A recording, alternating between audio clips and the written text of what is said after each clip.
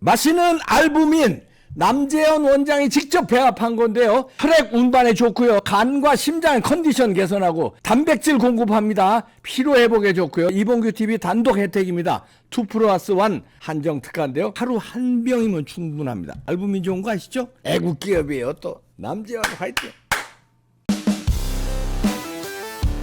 네, 국민의힘 당 상황이 복잡하게 돌아가고 있습니다. 가닥이 잡힐 듯도 않고요. 조경태 의원님 연결해서 알아봅니다. 안녕하세요. 네, 안녕하세요. 저 부산 사의의 조경태 의원입니다. 네, 사하을의 조경태 의원님. 아이고 뭐 부산은 사하을뿐만 아니라 우리 조 의원님이 거기선 아주 평판이 좋으시던데요. 아유, 다 박사님 덕분입니다. 아유 아닙니다. 그저 우리 조경태 의원은 5선이신가요? 네, 지금 5선 의원입니다. 5선이면 이제 요번에 한 번 더 하면은 6선이면 이제 국회의장은 네, 이제 박사님께서 잘 아이고. 지켜주십시오. 근데 그 당내 상황이 네, 네. 일단 김기현 대표는 이제 사표 내고 윤재욱 원내대표가 권한대행이 빨리 끝내고 이제 비대위로 가는 걸로 가닥이 잡혔잖아요. 그렇습니다. 네, 네, 네. 한동훈 비대위원장으로 대세가 굳어지는 것도 같고 뭐 갑론을박이 있는데 우리 조 의원님은 어떻게 생각하십니까? 비대위. 네, 오늘 지금 국회의원과 그 원외위원장, 당위원장 연석회의에서 계속 그 논의를 좀 하고 있거든요. 네. 특히 원외위원장들께서는 그 한동훈 비대위 체제가 좀 압도적으로 많이 높은 것 같고요. 네. 현역 의원님들은 일부가 좀 우려하는 분들이 계시는데, 네. 저는 개인적으로는 그 한동훈 체제로 가는 것이 우리 국민들한테 보다 더 큰 희망을 줄 수 있다 이래 보거든요. 네. 왜 그런가 하면 지금은 시대 정신을 잘 담아내야 되는데, 네. 이러한 시대 교체의 어떤 그런 시점이 좀 되었다 보거든요. 네. 과거에 우리가 시대 교체를 두 번 경험했습니다. 첫 번째 경험은 박정희 대통령을 통해서 농업 시대에서 공업 시대로 우리가 전환시키지 않았습니까? 네. 예, 두 번째가 이제 김영삼 대통령, 그다음에 김대중 대통령을 통해서 이제 민주화 시대로 다시 이제 열었죠, 대한민국을. 네. 지금은 이제 그 시대에서 다시 미래 세대를 위한 미래 시대를 열어야 될 시점에 왔고, 그게 적임자가 저는 73년생인 한동훈 장관이 아닌가 저는 네. 그렇게 보고 있습니다. 아, 그래 이제 대세론인데 그런데 이런 또 우려도 있더라고요. 한동훈 장관이 비대위를 맡으면은 비대위라는 게 이제 피를 묻혀야 되는 자리다. 대선 주자급이고 스타 국힘당의 스타인데 미리 저 피를 묻혀서 흠집을 낼 수 있느냐? 그거보다는 선대위원장이 낫지 않느냐? 비대위원장은 예를 들어서 뭐 원희룡이라든지 아니면 조경태 의원이라든지 이렇게 관록이 있고 정치 경험이 많은 분이 하고 이런 얘기들이 나오는데 그거는 네. 어떻게 생각하십니까? 네, 그 부분도 저는 상당히 좀 일리 있는 말씀이라고 생각을 하고요. 네. 다만 지금 당과 당으로 봤을 때 네. 더불어민주당이 지금 당 대표가 이재명 지금 대표지 않습니까? 네. 거기에 대책점을 세울 수 있는 저는 인물이 있어야 된다 보거든요. 네. 야당은 지금 유력한 대선 주자가 지금 당 대표를 하고 있는데, 네. 우리 여당에서도 거기에 좀 걸맞는 인물이 네. 나와서 저는 어쨌든 정치라는 것은 또 보여주는 그 이미지가 매우 중요하거든요. 그렇죠. 네. 그랬을 때 저는 좀 정치 경험이 풍부한 정치인들을 해도 좋지만 사실은 그거는 어찌 보면 좀 여의도의 언어일 수 있거든요. 아, 그렇죠. 여의도를 네. 벗어난 좀 참신한 인물이 당 대표를 맡아서, 지난번에 우리가 그 지방선거도 이기고 했던 것도 보면은 이준석, 물론 시청자 여러분께서는 또 이준석 대표를 좀 싫어하는 분도 많이 계시지만, 예. 어쨌든 새로운 인물을 수혈을 해서 성공했지 않습니까? 그래서 이번에 한동훈이라는 좀 새로운 인물이 좀 수혈이 됨으로써 음. 저는 우리 당에 좀 더 희망을 줄 수 있는 그런 분위기로 갔으면 좋겠고요. 또 하나가 이번에 총선에서 지면은 다 이제 어찌 보면은 이제 망하거든요. 그렇죠. 네. 총선이 사실은 총선에 모든 에너지를 쏟아야 된다. 저는 이번에 지금 절체절명의 순간이기 때문에 그 이유를 총선 이유를 그 내다보는 것은 자칫하면 더 리스크가 위험이 더 클 수 있다 이렇게 생각을 합니다. 절체절명인데 그렇다면 이제 비대위원장을 한동훈 장관을 세운다고 만약에 가정했을 적에 네. 그러면 이제 공천에 관한 심사위원장. 예. 공관위원장까지 다 맡겨야 되는 겁니까? 아니면 그 보통은 겸직은 참 불가능하거든요. 불가능하죠. 네. 그래서 비대위원장은 사실은 선대위원장은 공동으로 할 수 있습니다. 네. 선거대책위원장은 공동 선대위원장으로 할 수는 있는데 네. 공관위원장은 겸직하는 것은 조금 무리한 부분이다. 그런데 이제 이럴 수는 있지 않습니까? 공관위원장은 비대위원장이 맞지 않지만 비대위에서 공천 룰 같은 거를 그렇습니다. 비상대책으로 다시 말해서 뭐 쫙 한동훈 장관이 비대위원장이 됐다고 가정하면 네네네. 쫙 이제 그 비상대책을 내놓고 그러면 네. 거기에 대해서 불리하다고 생각하는 의원들이 또 딴지 걸고 뭐 또 트집 잡고 아니면 뭐 이렇게 또 나오지 않을까요? 지난번 이뇨한 위원장도 그랬듯 힘이 핀 빼듯이 피를 묻히지 않을까요 또? 저는 공천은 굉장히 투명하고 공정해야 보거든요. 네. 그 지난번 21대 황교안 전 대표님, 네. 그때도 나름 열심히 했지만은 공천 잘못하는 바람에 망했거든요. 네, 김형호 공천위원장. 네, 이번에는 그것을 철저하게 분석하고 반면교사로 삼아야 된다. 네. 내 사람을 심는 게 중요한 게 아니라 이길 수 있는 후보, 이길 수 있는 사람을 이번에 반드시 공천해야 된다 이런 생각을 합니다. 네. 한동훈 장관이 그런 얘기를 했대네요. 오늘 조선일보에 나왔는데 일부라도 반대가 있을 경우에 나는 비대위원장 안 맡고 선대위원장도 안 맡겠다. 입당까지 안 하겠다. 이런 얘기도 했다는데 그건 어떻게 판단하십니까? 되게 좀 거친 표현이라고 보고 있고요. 예. 윤석열 대통령의 성공을 위해서 네. 성공한 정부를 위해서는 그런 부분을 과하게 표현하는 것은 저는 맞지 않다 봅니다. 예. 아마 그만큼 뭐 본인이 그 당에 또는 여론에 또 존중하겠다는 그런 의미로 저는 받아들이고요.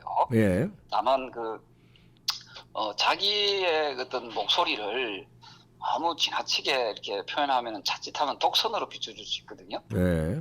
그러다면은 이제 또 지금의 부정적인 우리 정부의 부정적인 이미지를 지금 민주당에서 더 씌우지 않습니까? 네. 예를 들면 검찰 독재라든지 네. 막 이런 식으로 막 더 세우는데 그런데 빌미를 제공할 수 있기 때문에 가능하면 지금은 좀 더 겸손하게 예. 우리 당원들의 뜻을 잘 받들겠다 이 정도 표현을 하면 좋을 것 같습니다. 아, 그렇군요. 그 공천 때 잡음이 이제 있을 수밖에 없을 텐데 네. 야, 그러면 비대위원장으로 그걸 버티는 힘이 한동훈 네. 장관한테 있을 거다. 이렇게 예상하십니까? 저는 좀 한동훈 장관이 그 정치권에 머물렀던 분이 아니시니까 예.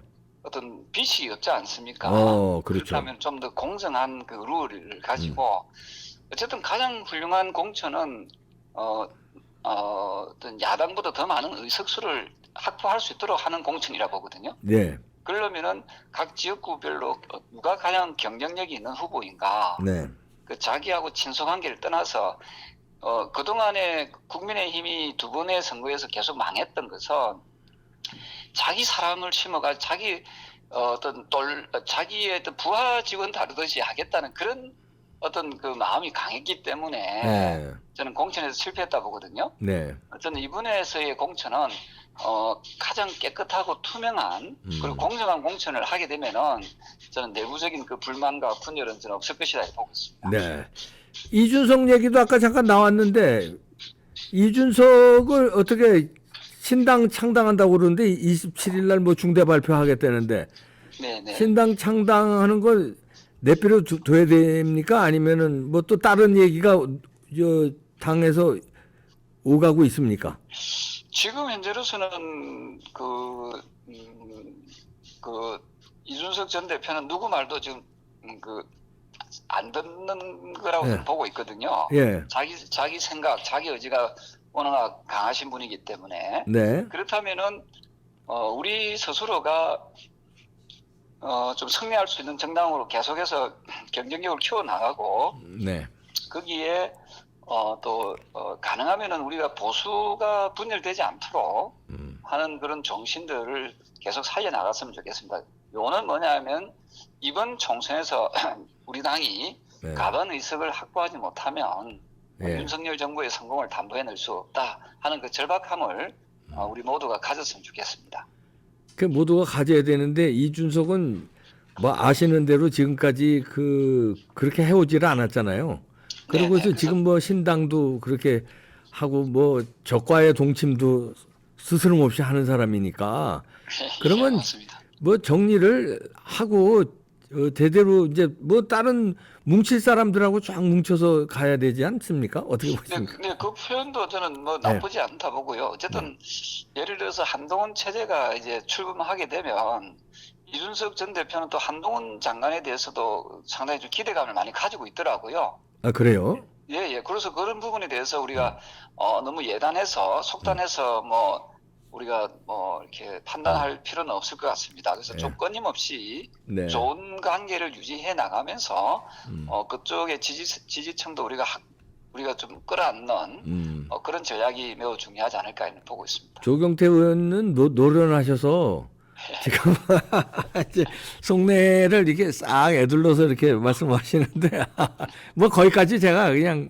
듣겠습니다. 네. 그리고 물론 파트너가 중요한데 상대가 지금 이낙연 신당이 나갈 것 같아요. 네네. 그러면은 국힘당에 유리할까요? 어떻게 보십니까? 저는 뭐 조금 유리한 측면이 있다 보거든요. 네. 왜냐하면 호남 쪽 세력들이 좀 분열되기 때문에 네. 그리고 과거에 그 문재인 전 대통령을 지지했던 세력들도 이낙연 총리 쪽에 좀 이렇게 세력화에 좀 힘을 보태지 않을까 이렇게 보고 있거든요. 네. 예, 하지만 저는 선거라는 것은 어쨌든 그 여러 가지 변수들이 있고 네. 또 최선을 다해야 하기 때문에 상대의 약간의 그 분열에 너무 안심해서도 안 된다 이렇게 보거든요. 네. 지금 객관적으로 봤을 때는 아직까지 우리 당이 민주당보다 좀 열세에 놓여 있는 것만은 틀림이 없기 때문에 이 부분을 만회하기 위해서는 좀 더 많은 노력을 해야 되지 않을까 이렇게 봅니다. 네. 김건희 특검법으로 물고 늘어지는데 민주당에서 네. 그거 어떻게 막을 수 있겠습니까? 국힘당에서? 이 부분에 대해서도 이제 새로 우리 비대위가 구성이 되면은 네.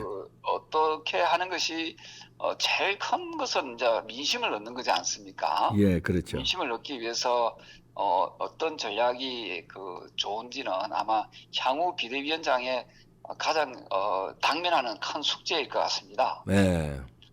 아, 그거 이제 숙제라는 말은 아직 이제 뭐 해법이 잘 안 나왔다고 이렇게. 그렇습니다. 그 부분을 국민들이 어떻게 이 문제를 바라다 보느냐, 네. 다수의 국민이죠. 그리고 우리가 사실은 민주당의 그 골수, 극렬 지지자를 의식할 필요는 없다고 보거든요. 예. 다만 우리가 승리하기 위해서, 선거에 승리하기 위해서는 중도 성향에 있는 이 당도 저 당도 아닌 한 30에서 40%의 유권자들이 과연 이 문제를 어떻게 바라보느냐는 걸 좀 냉정하게 좀 분석을 해야 되고요. 예. 그분들의 표심을 얻지 못하면 우리는 절대 과반수를 확보할 수가 없거든요. 네. 그래서 그 중도층에 무당층에 있는 그 유권자들의 어떤 성향들을 좀 잘 분석했으면 좋겠습니다. 네. 그 조경태 의원님은 그 정치를 오래 하셔서 그런지 이번 선거 지면은 굉장히 위험한 나라가 된다는 걸 직감하고 계신 것 같아요. 네네네. 그런데 국힘당은 죄송한 말씀이지만 그 절체절명을 잘 못 느끼고 내가 공천받아야 되는 거에 더 관심을 많이 갖는 분들이 훨씬 더 많아 보이는데 네. 국민들은 그렇게 보고 있거든요. 절체절명인데. 저는 좀 찹찹한 네. 느낌이고요. 어쨌든 우리가 여당이니까 네. 여당의 어떤 인사들이 조금 더 소통을 좀 많이 해서 좀